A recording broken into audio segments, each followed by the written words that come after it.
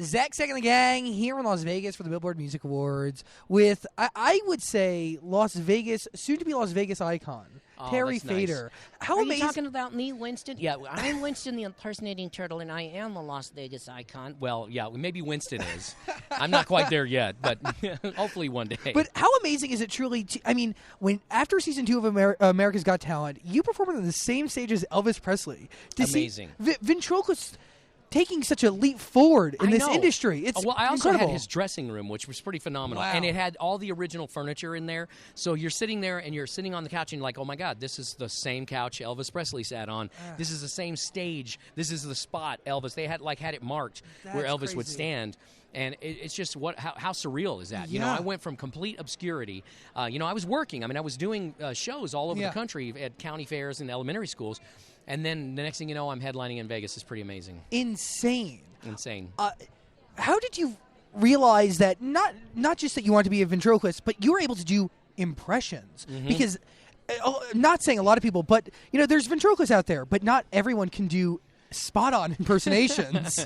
No, it's, I could always do the impressions. Yeah. I could always do them for the ventriloquism from the time I was about 10. And I used to do, like when I was young, I would go, she's out of my life, she's out of my life. And of course, love me tender, love me sweet, never let me go. So Winston could always do impressions. Or I could always do. It's weird. Anytime I could sing, any song, I could do it without moving my lips. After I became a ventriloquist, and it was really how I practiced. I would listen to the radio, and I would listen to Michael Jackson and sing along without moving my lips. That's how I learned how to do it. That's incredible. Did you ever think when you started to pick? I'm sure was that first a hobby for you? No, actually, I started when I was 10. Okay. I knew by the time I was 11 that I wanted it to be a career. It was not a hobby. I wanted it to do something that I actually made a career out of. How amazing was that moment when you realized that at 11? Because I remember realizing it at 13 when it came to radio, that it was the exact same thing. What kind of made it clear to you? Well, it was pretty easy because my parents had a janitorial business, and we were me and my brother and my sister were really the only workers besides my mom and dad.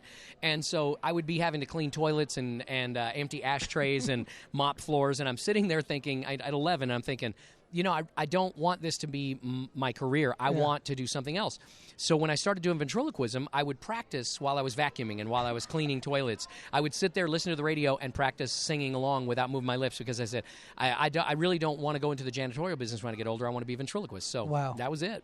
Who was your first friend, your first puppet? His name was Josh. He was a little Willie Talk doll that I got at Sears.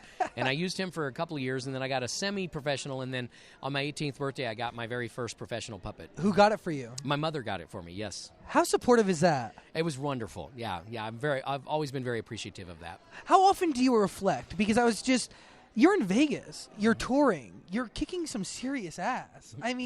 Does reflection come often for you? Yes, it does, and it's amazing. I like to sit out in my backyard. I've got a 2-acre backyard with a swimming pool, and it's paradise with a lot of palm trees. And he sits and thinks about me. Yes, exactly. But I'll sit there, smoke a cigar, drink a glass of wine, and just look around and just be like, I cannot believe this happened to me so late in life. I was 42 when I went on America's Got Talent, so I had pretty much given up. I didn't think it would ever happen, that I would ever get international notoriety, and then America's Got Talent changed everything for me. That show really did change your life. Totally. Do you keep up with it at all? I watch it all the time. I have not missed an episode, so I love it.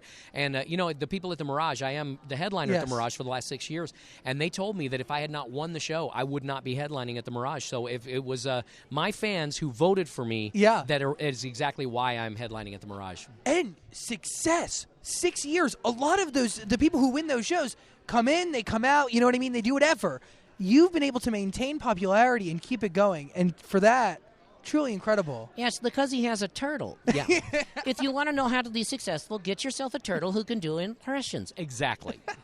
Terry, thank you so much for hanging out. Thanks for having me.